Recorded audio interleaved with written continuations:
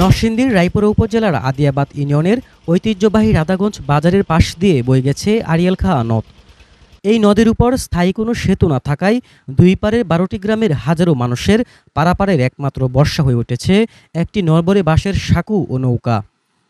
প্রতিদিনই এসব গ্রামের মানুষদের স্কুল, কলেজ, হাসপাতাল কিংবা বাজারে যেতে হয় ঝুঁকিপূর্ণ এই পথ পেরিয়ে। বিশেষ করে শিশু, শিক্ষার্থী, নারী এবং অসুস্থ ও বৃদ্ধদের জন্য এই পারাপার হয়ে দাঁড়িয়েছে চরম দুর্ভোগের নাম। প্রায়ই ঘটে ছোট বড় দুর্ঘটনা, যা অনেক সময় প্রাণনাশের কারণ হয়েও দাঁড়ায়।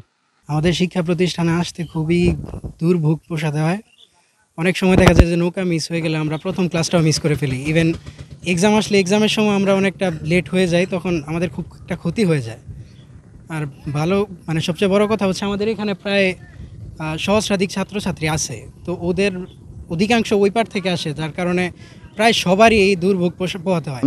আমরা বইয়া তেমন লাগে আধা ঘন্টা 1 ঘন্টা করে পরে ফাড়ি দিয়ে আবার তেমন লাগে পূজা বিড়াল লই আয়তে আমরা অসুবিধা হয়। এখানকার যে লোকজন আসা যাওয়া করে, ওপারে যে একটা ব্রিজ করছে ওই নদীর পাশে, হ্যাঁ 10টা লোক সারাদিন চলাফেরা করে না, গাড়ি ঘোড়া চলে।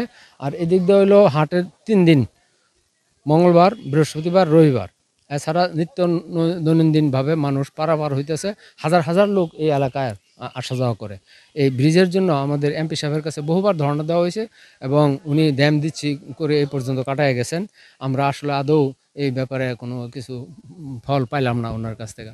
তো এখন যদি এই বর্তমানের সরকারিভাবে যদি এটার প্রতি একটু সুনজর থাকে এবং এটা যদি হয়, তাহলে আমাদের এই এলাকাবাসীর নয়াচর, শেরপুর, মাকাল্লা, সৈকারচর, জানকাট্টে, কাজিয়ারা, যশোর এলাকার লোক পর্যন্ত সকল লোকেদেরই অনেক সুবিধা হবে, এটা বলার শেষ নাই। সেতু না থাকায় এখানকার উৎপাদিত শাকসবজি বিক্রির জন্য নরসিংদী শহর কিংবা ঢাকাতে নিতে পারছেন না কৃষকরা। ফলে বছরের পর বছর ক্ষতি সইছে এখানকার মানুষ। সেতু না থাকার কারণে কাঁচামাল বিক্রি করতে পারি না, গরু বাছুর নিয়ে আসতে পারি না, মানুষ চলাচল করতে পারে না, বহুত দিকদার সমস্যা।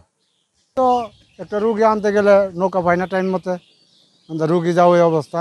এই যে সিজার করতে গেলে বা একটা অপারেশন করতে গেলে কোনো একটা নৌকা পাওয়া যাইতেছে না, সময় বেসময় তারা বোঝে না।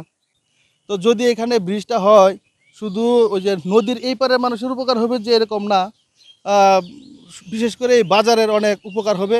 বাজারের ব্যবসায়ীদের জন্য অনেক সুখকর হবে এই ব্রিজটা হলে।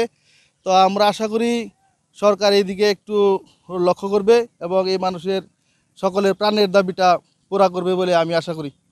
দীর্ঘদিন ধরে একটি সেতু নির্মাণের দাবি জানিয়ে আসলেও কোনো উদ্যোগ নেননি জনপ্রতিনিধিরা।